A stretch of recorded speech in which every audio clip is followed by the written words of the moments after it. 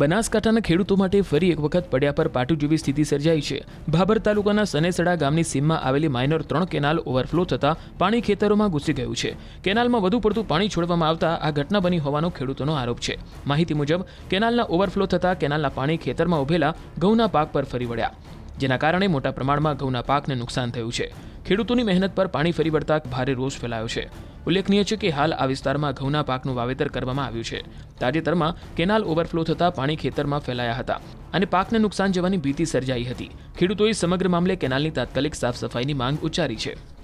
આ કેનાલ વારંવાર ઉભરા છે, અમે રજૂઆત વિડીયો બનાવીને મેલ્યા છે, સાહેબોને કોઈ અમને કોઈ દવા પાલતો છે નહીં, બરાબર। તો આનો મારે શું નિર્ણય લેવો? ઘઉં મારા બગાડેલો પાક છે મારો, તો આને અમારે ખાશું અમે આ ઘઉં તો બગાડ્યા પરા એમ, તો શું કરવા? અમે કોઈ રજૂઆત અમારે હભળતું થાય ને અમારા ફેરા વારંવાર વિડીયો બનાવીને મેલા કોઈ અમને અધિકારી કે કોઈ ખેડૂત કોઈ અમારો કોઈ ભાવ પૂછતું નથી।